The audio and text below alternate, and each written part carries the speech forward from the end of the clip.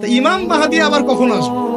আমরা তো বুঝলাম ইমাম মাহদী আসবেন, তারপরে দাজ্জাল, তারপরে ঈসা আলাইহিস সালাম, তারপরে খেলাফত, এই তো। আর ইমাম মাহদী আবার কখন? আমাদের বুয়েটের মাহদী বের হয়, পাঞ্জাব থেকে মাহদী বের হয়, হ্যাঁ, বাংলাদেশের ওই কোনায় মাহদী বের হয়, সৌদি আরব থেকে ওই কোনা থেকে মাহদী বের হয়, হয় না? খুব ভালো করে মনে রাখবেন, যতক্ষণ এই বিশ্বে একটা মালহামা না হচ্ছে মাহদী আসছেন না। কথা ক্লিয়ার? এই বিশ্বে যতক্ষণ একটা মালহামা না হচ্ছে মাহদী আসছেন না। তিনি আসবেন ফাতিমা রাদিয়াল্লাহু আনহার বংশ থেকে। কার বংশ? তার আসল নাম মুহাম্মদ। কি নাম? তার নাক উঁচু, নাক একদম উঁচু খাড়া, কপাল চওড়া, চেহারার গড়নটা আমাদের নবী সাল্লাল্লাহু আলাইহি ওয়াসাল্লাম। তার বাবার নাম হবে আব্দুল্লাহ, তার মায়ের নাম হবে আমিনা। তিনি দায়িত্ব নিতে চাইবেন না, তিনি দায়িত্ব নিতে চাইবেন না। তিনি দায়িত্ব না নেওয়ার জন্য মদিনা থেকে পালিয়ে মক্কায় চলে আসবেন। ভয়ে আমাকে দায়িত্ব দিও না, এই ভয়ে। ও তিনি আরবি ভাষায় কথা বলবেন, বাংলা ভাষায় না। এখনকার মাহাদিরা পাঞ্জাবি ভাষায়, বাংলা ভাষায় কথা বলবেন, ঠিক আছে?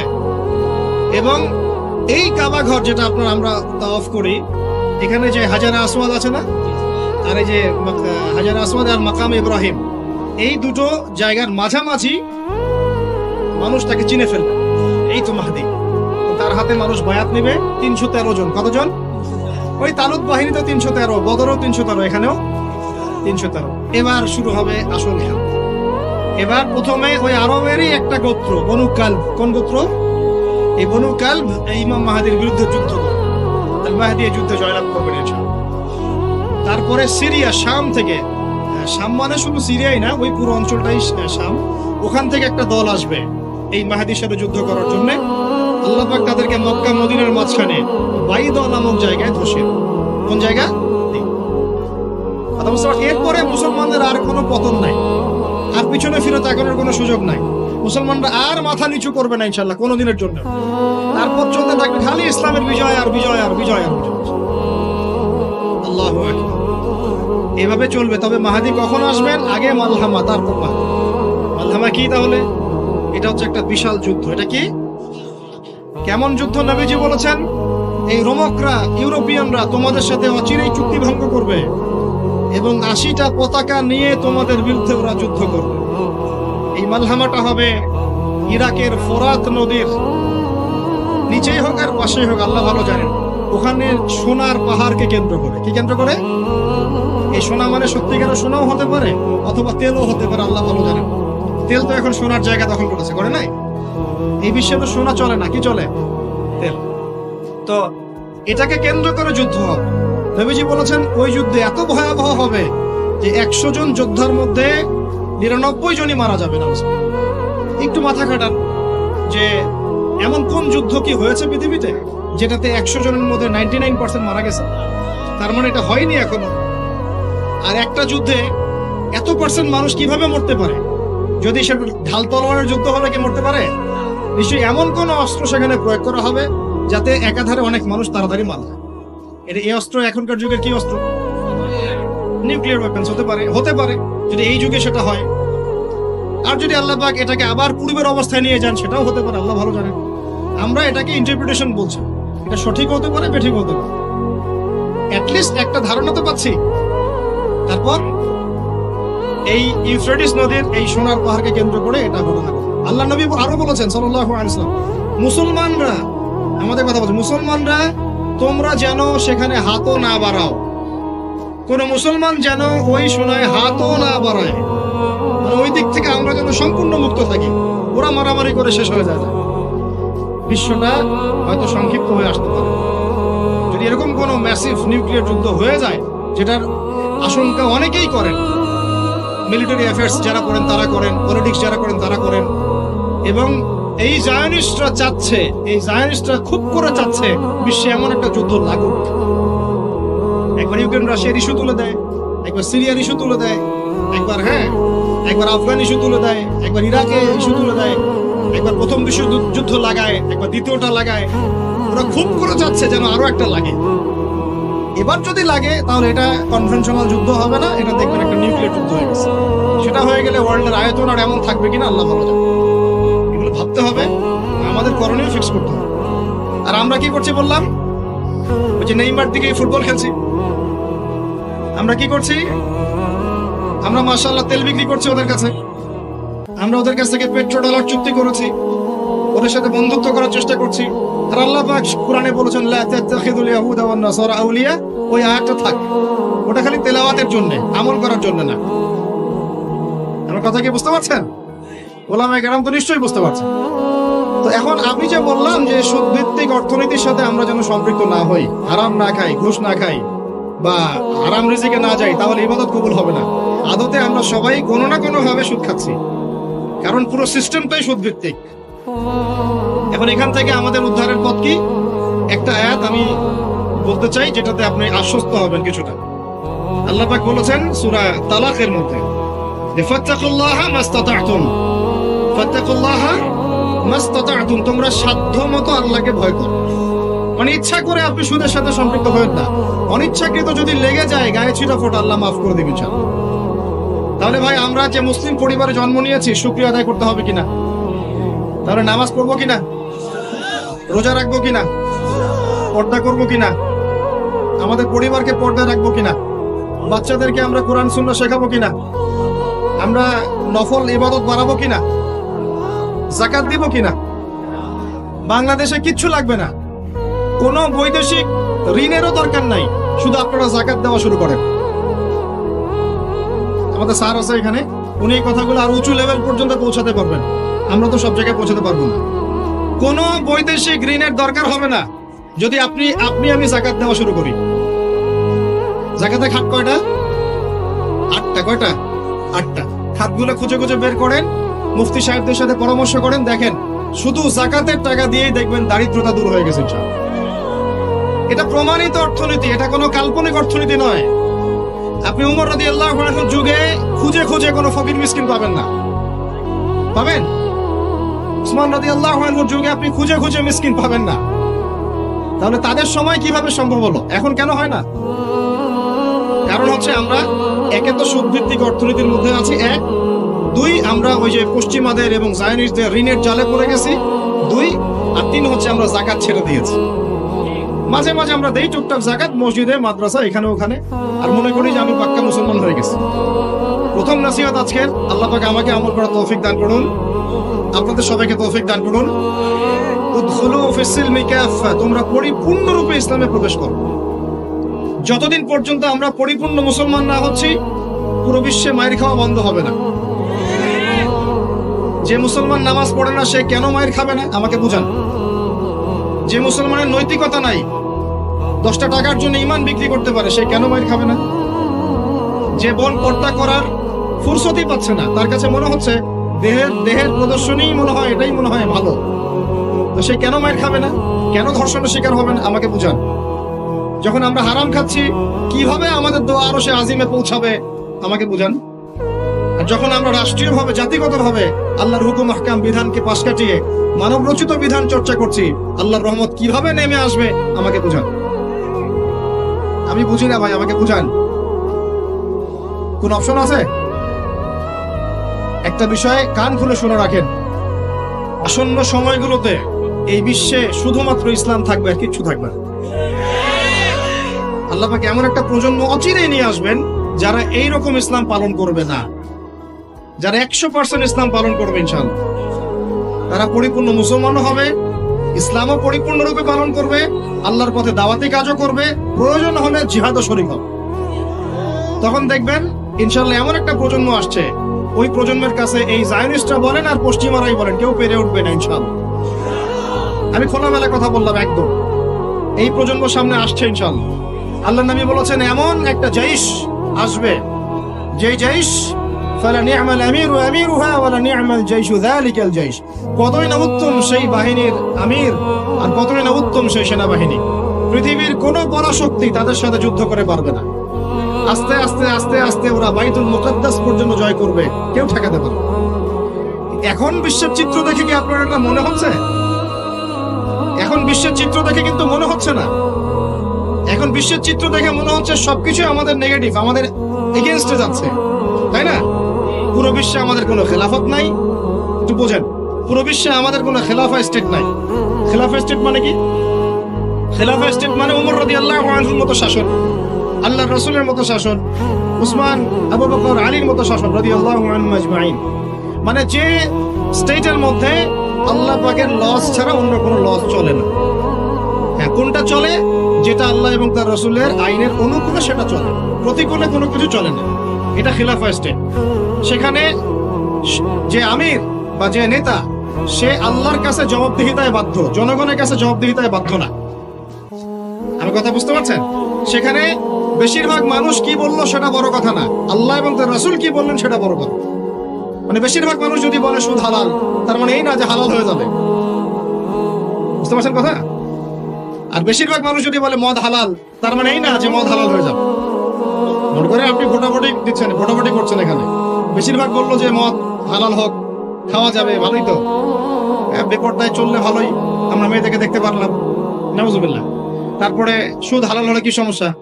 সবাই খায়, আমরা খেলে কি সমস্যা? তো এখন বেশিরভাগ রায় এদিকে পড়লো, আর এই 10-5টা মুসলিম মিসকিন তারা বলছে না, এগুলো হারাম। খিলাফা স্টেট মানে হচ্ছে ওই 10 জন মানুষের রায় গ্রহণযোগ্য হবে, এই 100 জনেরটা হবে না। কথা বুঝতে পারছেন কি? পারছেন না? একটু সরগোল করেন না, একটু মনোযোগ দেন। এখন পুরো বিশ্বে কি এমন কোন স্টেট আছে আপনার? আছে? কোথায় আছে? আবুধাবিতে, কাতারে, কুয়েতে? এই মাশাআল্লাহ, একটা কথা বলেছেন, খোরাসান। এখানে ট্রাই করছে, কত বছর যুদ্ধ করলো? 20 বছর। আমরা দোয়া করি আল্লাহ পাক প্রত্যেক মুসলিম রাষ্ট্রের রাষ্ট্রপ্রধানদেরকে শক্তিশালী করুন এবং তাদেরকে ইসলাম বোঝার তৌফিক দান করুন, তাদেরকে আল্লাহ পাকের জমিন আল্লাহর খলিফা হওয়ার তৌফিক দান করুন। দোয়া করতে কোনো সমস্যা? আল্লাহ পাক চাইলে আমাদের এই দেশটা এত উন্নত হবে, একদিন আমরা দেখবেন ইনশাআল্লাহ জাতিসংঘে ভেটো পাওয়ার দিব ইনশাআল্লাহ। যদিও এটা একটা কাল্পনিক স্বপ্নের মতোই, কিন্তু স্বপ্ন দেখতে দোষ আছে। তবে আমি নিশ্চিত, এটা আমি আমার কনফিডেন্স থেকে বলছি, ইমামুল মাহদী আসার সময় ইউনাইটেড নেশনস বলে কোনো নেশন থাকবে না ইনশাআল্লাহ। ঈসা আলাইহিস সালাম যখন আসবেন, তখন জাতিসংঘ বলে কোনো সংঘ থাকবে না ইনশাআল্লাহ। আপনাদের কি মনে হয় ঈসা আলাইহিস সালাম যখন আসবেন, এসে জাতিসংঘে গিয়ে বলবেন আমার খেলাফা রাষ্ট্র কায়েমের অনুমোদন দেন? তাই মনে হয়? সে বলবে যে আমাকে ডলার দেন, ডলার দিয়ে কেনাবেচা করবো। হ্যাঁ, সে বলবে যে আপনার রেজুলেশন পাস করেন, আমি প্যালেস্টাইন থেকে, জেরুজালেম থেকে ইসলামী খেলাফত কায়েম করতে চাই, আমাকে সমর্থন দেন। তিনি কি এগুলো করতে যাবেন?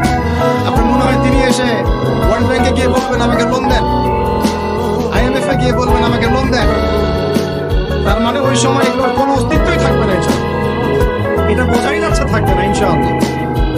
কি বলবো আমি জানি না, কিভাবে বললে আপনারা বুঝবেন তাও জানি না, আমিও জানি না এসব বলে কি হবে। আমি শুধু চাই আপনাদের মধ্যে একটা সচেতনতা তৈরি হবে, যাতে আপনারা আপনাদের পরিবার এবং পরবর্তী প্রজন্মকে বোঝাতে পারেন যা পৃথিবীতে চলছে এগুলো জুলুম। এই জুলুমের অবসান অচিরেই ঘটবে যখন আল মাহদি আসবে এবং ব্ল্যাক ফ্ল্যাগস, কালো পতাকাধারী বাহিনী হবে। যুদ্ধ করতে করতে করতে করতে আসবে, আল্লাহ বাহিনী আসবে। যখন আসবে আপনারা এমনি বুঝতে পারবেন, ঠিক আছে? আমরা আমাদের পরবর্তী প্রজন্মকে বোঝাবো, জানাবো ইনশাআল্লাহ। অচিরেই সেই বাইতুল মুকাদ্দাস আমাদের হতে যাচ্ছে ইনশাআল্লাহ। জাফর ইবনে আবি তালেব রাদিয়াল্লাহু আনহু আল্লাহর নবীর আপন চাচাতো ভাই, চাচা আবু তালেবের ছেলে। আলী ইবনে আবি তালেব, জাফর ইবনে আবি তালেব। জাফর ইবনে আবি তালেব রাদিয়াল্লাহু আনহু যুদ্ধ করতে গিয়েছেন, মুতার যুদ্ধ। আল্লাহর নবী 3 জনকে সেনাপতি বানালেন, যায়েদ ইবনে হারেসা, আব্দুল্লাহ বিন রাওয়াহা এবং জাফর ইবনে আবি তালেব। কোন যুদ্ধে 3টে অধিনায়ক লাগে নাকি? একজন লাগে। তাহলে সাহাবীরা বুঝে ফেললেন যে আমরা এই যুদ্ধে গেলে শহীদ হব। বুঝতে পারছেন? আমরা বিদায় নিয়ে চলে গেলেন। ওদের সৈন্য সংখ্যা প্রায় 2 লক্ষ। কত লক্ষ? মুসলিমদের সৈন্য সংখ্যা মাত্র 3,000। কত দিন? আল্লাহ নবী বললেন যদি যায়েদ ইবনে হারেসা শহীদ হয়, আব্দুল্লাহ বিন রাওয়াহা তুমি পতাকা নিয়ে নিও। আব্দুল্লাহ বিন রাওয়াহা যদি শহীদ হয়, তাহলে জাফর তুমি পতাকা নিয়ে নিও। জাফরও যদি শহীদ হয়, তোমাদের মধ্যে কোনো একজনকে তোমরা আমির বানিয়ে নিও।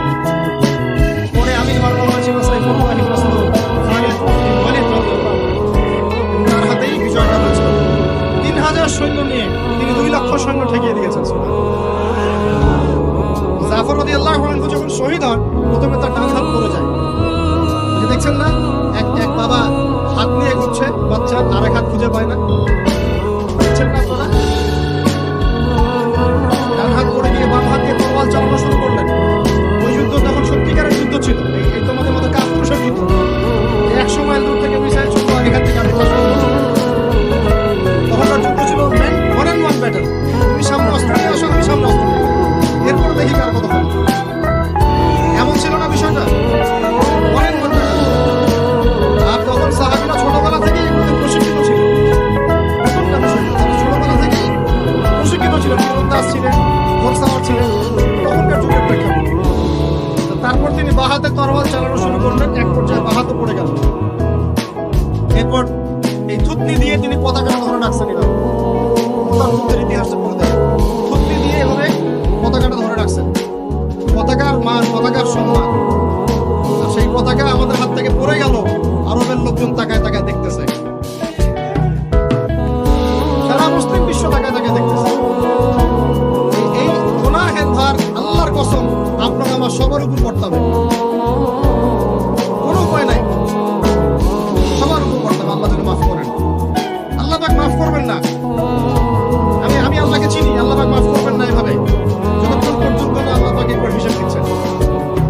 কারণ ওলামায়ে কেরামকে জিজ্ঞাসা করে দেখেন, একটা মুসলিম রাষ্ট্রে যদি একজন মুসলিম নারীকে ধর্ষণ করা হয়, উঠিয়ে নিয়ে চলে যাওয়া হয়, রেপ করা হয়, অথবা একজন মুসলিম ভাইকে নির্মমভাবে হত্যা করা হয়, তাহলে কি করা উচিত? কারণ সবাই মিলে ওই জালেমের বিরুদ্ধে দাঁড়ানো ফরজ। যদি সে দাঁড়াতে না পারে, তার প্রতিবেশী দাঁড়াবে, সে না পারলে তার প্রতিবেশী দাঁড়াবে, আর যখন সেও পারবে না, পুরা উম্মাহ একসাথে মিলে দাঁড়াতে হবে। সেটা কি হয়েছে? করতে পেরেছি? পতাকা ধরে রাখলেন এইভাবে, পতাকা পড়তে দিলেন না। এক পর্যায়ে এক কাফেরের তরবারের আঘাতে তার শরীরটা দ্বিখণ্ডিত হয়ে গেল। এদিকে মদিনায় নবী সাল্লাল্লাহু আলাইহি ওয়াসাল্লাম খবর পেয়ে গেলেন। খবর পেয়ে বলছেন, এইমাত্র জাফর শহীদ, এইমাত্র জাফর শহীদ। আল্লাহ তখন তার চোখ দিয়ে পানি পড়ছে। তিনি জাফরের বাসায় চলে গেলেন, ছুটে চলে গেলেন জাফরের বাসায়। তার ছোট বাচ্চা ছিল। আপনার আমার বাচ্চা নাই? ছোট ছোট বাচ্চা, তাদেরকে বুকে জড়িয়ে কান্নাকাটি করছেন। সাহাবীরা বলছেন, ইয়া রাসূলুল্লাহ, আপনি আল্লাহর রাসূল হয়ে কান্নাকাটি করছেন? তিনি বলেন, এটা আল্লাহর রহমত, এটা আল্লাহর রহমত। যে কাঁদতে পারে না তার মন তো পাষাণ। জাফর শহীদ হয়ে গেছে। তারপরে তিনি হাসলেন, আমাদের নবী হেসে গেলেন। সাহাবীরা বললেন, আপনি একটু আগে কাঁদতেন, আপনি হেসে গেলেন? নবীজি বললেন, এই মাত্র আমি দেখলাম জাফরকে ফেরেশতার মাধ্যমে আমার সামনে নিয়ে যাওয়া হলো। আমি দেখলাম জাফর জান্নাতে, দুই কাটা হাত, এই দুই কাটা হাতের বদৌলতে আল্লাহ পাক তাকে জান্নাতে দুইটা পাখা দিয়েছে। এই দৃশ্য দেখে আমি এই জন্য বলছি, আমাদের মৃতরা শহীদ, আমাদের শহীদরা মৃত নয়, আমাদের শহীদরা মৃত নয়। আমাদের এই মা, বোন, শিশু, নারী যাদেরকে মেরে ফেলা হয়েছে, কেউ মৃত নয়। ইনশাআল্লাহ তারা জীবিত আছে, এবং তারা এখন আল্লাহ পাককে কি বলছেন জানেন? তারা আল্লাহকে বলছেন, আল্লাহ আমাদেরকে আরেকবার ফিরিয়ে দাও, আরো একবার এদের বিরুদ্ধে যুদ্ধ করে যেন শহীদ হয়ে আসে। একজন শহীদ সাহাবীর মাকবারা থেকে যদি কেউ কোনো ঘাত পায়, মনে করে আল্লামা তারেক জামিল হুজুর গিয়েছেন মুয়াজ বিন জাবাল রাদিয়াল্লাহু আনহু কবরের সামনে, আপনি গিয়েছেন মনে করেন, এরকম অনেক মানুষই পেয়েছে।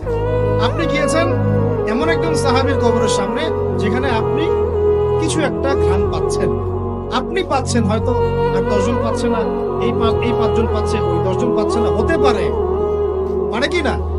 আল্লাহ পাকের কুদরত কারিশমা নাই? যে পাচ্ছে বলেই যে সে জান্নাতি, এমনও তো না। ব্যাপারটা কি এমন না?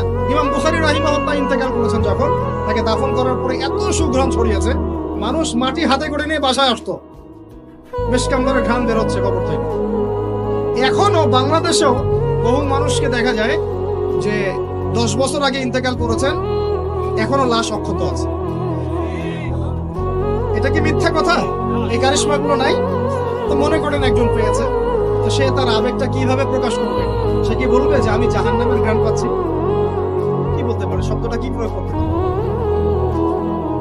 ওরে বাপরে বাপ, এটা নিয়ে যে শুরু করলো এক শ্রেণীর লামাসাবি, বেশিরভাগই লামাসাবি ছিল তারা মাযহাব মানে না, বাট শাইখ মানে অবশ্য। এটা আবার একটা পয়েন্ট আছে, কোনো মাযহাবই মানি না, আমি কোনো মাযহাবই মানি না, কিন্তু আমার শাইখকে মানি, আমার শাইখ যা বলবে তাই। আমার কথা রাগ করছেন? রাগ করেন না, এটা ভুল, এটা ভুল পথ, এটা একটা ভুল পথ। আপনি যদি মাযহাব না মানেন তাহলে আপনাকে মুজতাহিদ হতে হবে। একজন মুজতাহিদ, যে যার মাযহাব মানার দরকার নাই, সে কোরআন সুন্নাহ সব জ্ঞান জানে। আপনার তো মাযহাব মানার দরকারই নাই, আপনি তো মুজতাহিদ নিজেই। মাশাআল্লাহ, আমরা তখন আপনাকে মানব, কিন্তু আপনি তো মুজতাহিদ নন। বরং আপনি কোনো কোনো ক্ষেত্রে কোরআনও তেলাওয়াত করতে পারেন না, হাদিসের এবারও তো পড়তে পারেন না, আপনি কোনো ফিকহের মাসআলা দিতে পারবেন না। তাহলে তো আপনাকে কোনো ইমামের অনুসরণ করতেই হবে, এবং সেটা আপনি করছেন না। তো মাশাআল্লাহ, আপনি শাইখকে ফলো করছেন, ওটা তো মাযহাব মানেই হলো, তাই না? আদতে যা হয়েছে, চার মাযহাবকে বাদ দিয়ে নতুন একটা মাযহাব চালু করলেন। আদতে কিন্তু এটা হলো, প্রতিষ্ঠিত মাযহাবগুলোকে বাদ দিয়ে নতুন একটা মাযহাব চালু করলেন। মাযহাবে জাকারিয়া, মাযহাবে রাজ্জাকিয়া, এরকম কিছু মাযহাব চালু করলেন, নতুন নতুন মাযহাব। এর বাইরে আপনি যাবেন। উনি যদি বলেন তালেবান খারাজি, আপনিও বলবেন তালেবান খারাজি। উনি যদি বলেন অমুক আদনানি গোষ্ঠী, আপনিও বলবেন সে আদনানি গোষ্ঠী। তাহলে আপনি তো আপনার শাইখের মুকাল্লিদ। আপনি কি যাচাই করতে পারেন আসলে কারা খারাজি, কারা এই কারা সেই? আদতে লা মাযহাবি বলে কোনো শব্দ নাই। আমরা সবাই কোনো না কোনো মাযহাব ফলো করি। বাংলাদেশের সবচেয়ে বড় আলেমের একজনের নাম বলেন, একটা নায়কের নাম বলেন। মাশাআল্লাহ, কি বলেছেন? আব্দুল মালিক দামাত বারাকাতুহু আছে। মাশাআল্লাহ, হ্যাঁ মাশাআল্লাহ, ওনার মতো মুহাদ্দিস এই উপমহাদেশে খুব কমই আছে, ঠিক না বেঠিক? এবং উনি এত বড় মানুষ হওয়ার পরেও কি তিনি নিজে কোনো মাযহাব চালু করেছেন, নাকি তিনিও একটা মাযহাবকে ফলো করেন? এখন আপনি আমি তো কোরআনই পড়তে পারি না, হাদিসও বুঝি না, মাসলা মাসাইলও জানি না, ফিকহ বুঝি না, 2-3-4টা চটি বই পড়ে আপনি মুস্তাহিদ হয়ে গেলেন? মূলত এটা হয়ে গেল শায়েখ পূজা। কি হলো? আপনি কোন শায়েখকে ফলো করেন, আমি আপনাকে দোষ দিচ্ছি না, নেগেটিভ বলছি না, কিন্তু আপনাকে লিবারাল থাকতে হবে, ওপেন মাইন্ডেড হতে হবে। এমন না যে সে যদি ভুল বলে সেটাই মেনে নিবেন। এখন মূল কথাটা আসেন, এই যে শুরু করলো ঘ্রাণ জান্নাতের ঘ্রাণ পেয়েছে। আরে বাপরে বাপ, জান্নাতের ঘ্রাণ তুমি থেকে পাওয়া যায় না, এই সেই।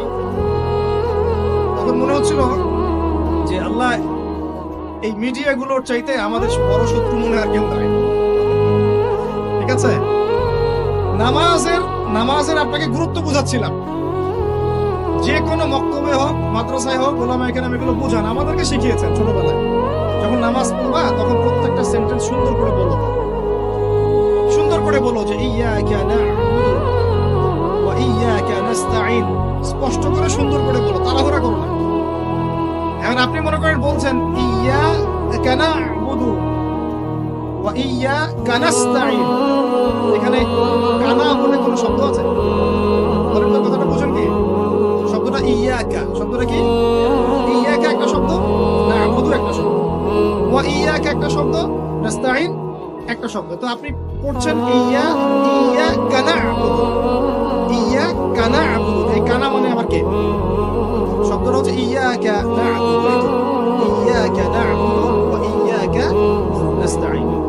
এখন আমাদেরকে শেখানো হচ্ছে, ছোটবেলা থেকে শিখেছি আমরা, যে সুন্দর করে তারতিলের সাথে কোরআন তেলাওয়াত করবে, যাতে প্রত্যেকটা শব্দের পার্থক্য বোঝা যায়। আপনি বলছেন, ধরেন কথার কথা, আপনি বলছেন, আমি বলছি আল্লাহু আকবার, আল্লাহু আকবার। এখন কেউ বলছে আল্লাহু আকবার, আল্লাহু আকবার, শব্দটা কি আকবার না আল্লাহু আকবার? একটা সৌন্দর্য আছে না? এইটাই বুঝাচ্ছিলাম যে সামিআ আল্লাহু লিমান হামিদা, সামিআ আল্লাহু লিমান হামিদা। এই বাপরে বাপ, কি দিয়ে শুরু করব? তখন মনে হচ্ছে সংসদে বিল পাস করা খালি বাকি রাখছে, এটা সংসদ পর্যন্ত নিয়ে যাবে, এটা মনে হচ্ছিল আমার কাছে। হায় রে বাঙালি জাতি! ভাই, মূল কথা আজকের লেকচারের, পুরো বিশ্বে আমাদের অবস্থা ভালো না, মূল জায়গায় থাকবেন, শাখা প্রশাখায় যাবেন না। আমাদের মূল জায়গা হচ্ছে পরিপূর্ণ ইসলাম পালন করব, নিজে করব, আমার পরিবারে প্রতিষ্ঠা করব ইনশাআল্লাহ, আমার বাচ্চাদের মধ্যে প্রতিষ্ঠা করব ইনশাআল্লাহ। আমরা উলামায়ে কেরামের মধ্যে কোনো বিভক্তি সৃষ্টি করব না, আমরা ইস্যু পাগল হব না। আমরা মাজলুমের পক্ষে থাকবো, আমরা জালেমের বিপক্ষে থাকবো। মুনাফিকদের সাথে কোনো আপোষ নাই, জালেমদের সাথে কোনো আপোষ নাই। আমরা উম্মার ঐক্যের চেষ্টা করবো, বিভক্তির দিকে যাব না। আমরা হালাল খাবো। আমাদের উপরে যারাই গভর্নমেন্টে আসুক আমরা আনুগত্য করব, আমরা আনুগত্য করব। আমরা তাদের সাথে বিদ্রোহে যাব, তাদেরকে ওয়াজ নসিহত করব, বোঝানোর চেষ্টা করব এবং জাতিগত ঐক্য ধরে রাখবো। হ্যাঁ, তারা যদি সরাসরি ইসলামের বিরুদ্ধে চলে যায় তখন যা করার তাই করব। কিন্তু সরাসরি কি তারা ইসলামের বিরুদ্ধে যাচ্ছেন? যাচ্ছেন। অতএব এখানে আমরা কোনো ফাসাদ সৃষ্টি করব না, কোনো দরকার নাই ভাই। মুসলিম মারামারি করে এগুলো শহীদ না, মুসলিম লাঠি বৈঠা নিয়ে মারামারি করে এগুলো শহীদ হবে না, সাবধান, এটা সঠিক পথ নয়। তবে আমরা অবশ্যই তাদেরকে নসিহত করবো, দোয়া করবো, জাতিগত ঐক্য ধরে রাখবো এবং আমাদের লক্ষ্য আমরা স্থির রাখবো। আমাদের লক্ষ্যটা কি ভাই? ওই বাইতুল মুকাদ্দাস। লক্ষ্যটা কি?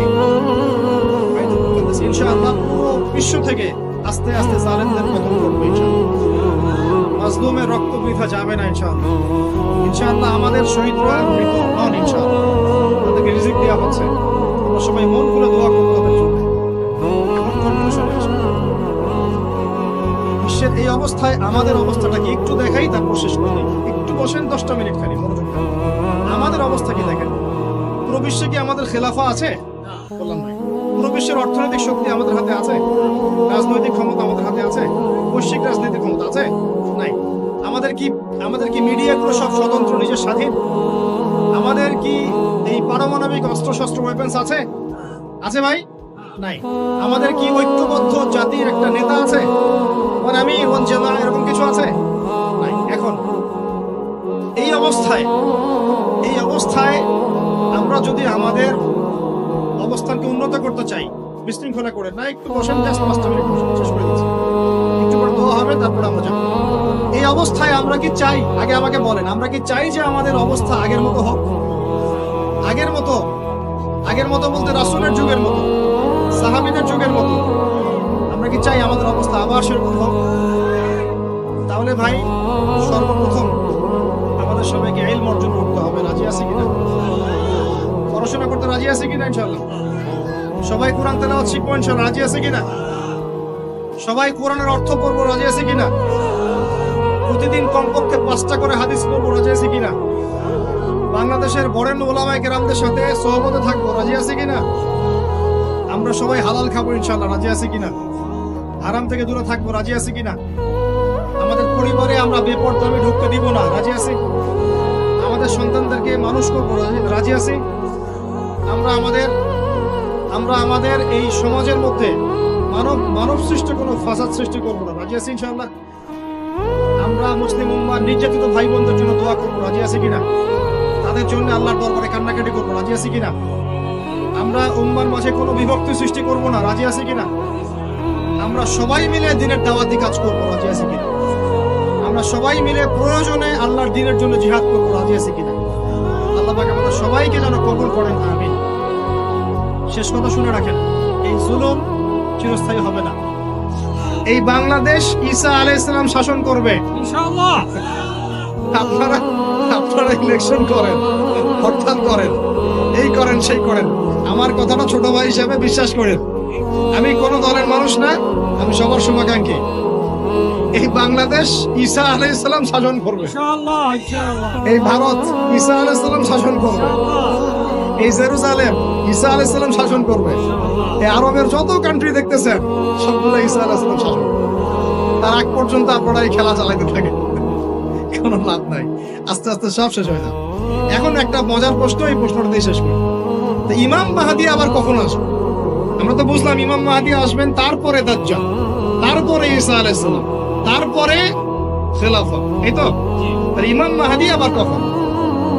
আমাদের বুয়েটের মাহদী বের হয়, পাঞ্জাব থেকে মাহদী বের হয়, হ্যাঁ, বাংলাদেশের ওই কোনায় মাহদী বের হয়, সৌদি আরব থেকে ওই কোনা থেকে মাহদী বের হয় না? খুব ভালো করে মনে রাখবেন, যতক্ষণ এই বিশ্বে একটা মালহামা না হচ্ছে মাহদী আসছেন না। কথা ক্লিয়ার? এই বিশ্বে যতক্ষণ একটা মালহামা না হচ্ছে মাহদী আসছেন না। তিনি আসবেন ফাতিমা রাদিয়াল্লাহু আনহার বংশ থেকে। কার বংশ? তার আসল নাম মুহাম্মদ। কি নাম? তার নাক উঁচু, নাক একদম উঁচু খাড়া, কপাল চওড়া, চেহারার গড়নটা আমাদের নবী সাল্লাল্লাহু আলাইহি ওয়াসাল্লাম। তার বাবার নাম হবে আব্দুল্লাহ, তার মায়ের নাম হবে আমিনা। তিনি দায়িত্ব নিতে চাইবেন না, তিনি দায়িত্ব নিতে চাইবেন না। তিনি দায়িত্ব না নেওয়ার জন্য মদিনা থেকে পালিয়ে মক্কায় চলে আসবেন, ভয়ে আমাকে দায়িত্ব দিও না, এই ভয়ে। ও তিনি আরবি ভাষায় কথা বলবেন, বাংলা ভাষায় না। এখনকার মাহাদিরা পাঞ্জাবি ভাষায়, বাংলা ভাষায় কথা বল, ঠিক আছে? এবং এই কাবা ঘর যেটা আমরা তাওয়াফ করি, এখানে যে হাজারে আসওয়াদ আছে না, আর এই যে হাজারে আসওয়াদ আর মাকাম ইব্রাহিম, এই দুটো জায়গার মাঝামাঝি মানুষ তাকে চিনে ফেলবে, এই তো মাহদি। তার হাতে মানুষ বায়াত নেবে 313 জন। কতজন? ওই তালুত বাহিনী তো 313, বদরও 313, এখানেও 313। এবার শুরু হবে আসল খেলা। এবার প্রথমে ওই আরবেরই একটা গোত্র, বনু কালব। কোন গোত্র? এই বনু কালব এই ইমাম মাহাদির বিরুদ্ধে যুদ্ধ করবে।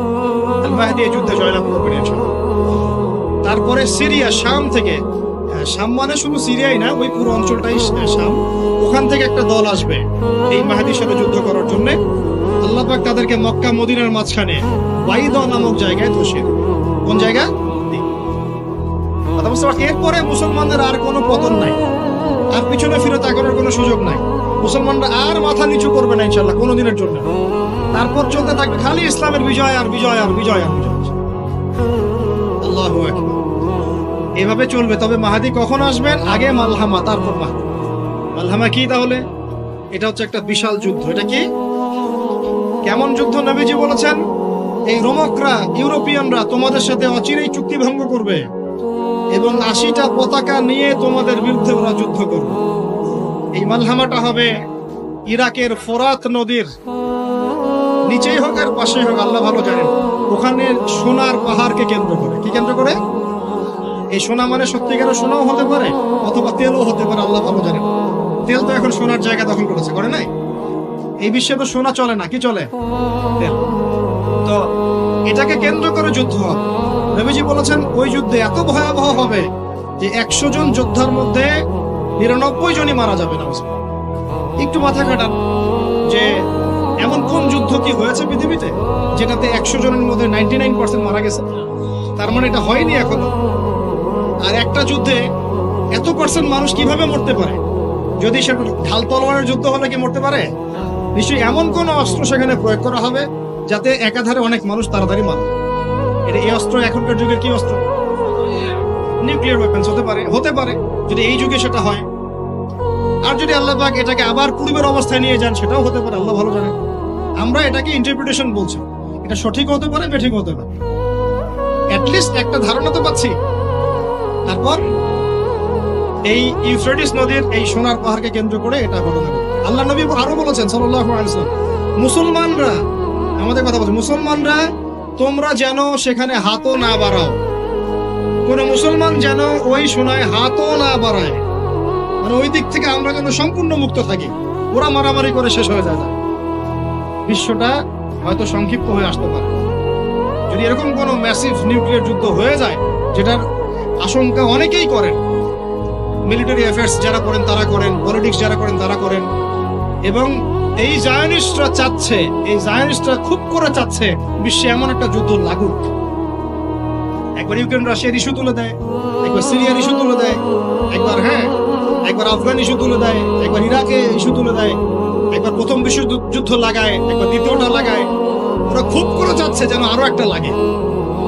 এবার যদি লাগে তাহলে এটা কনভেনশনাল যুদ্ধ হবে না, এটা দেখবেন একটা নিউক্লিয়ার যুদ্ধ হয়ে গেছে। সেটা হয়ে গেলে ওয়ার্ল্ডের আয়তন আর এমন থাকবে কিনা আল্লাহ ভালো জানে। এগুলো ভাবতে হবে, আমাদের করণীয় ফিক্স করতে হবে।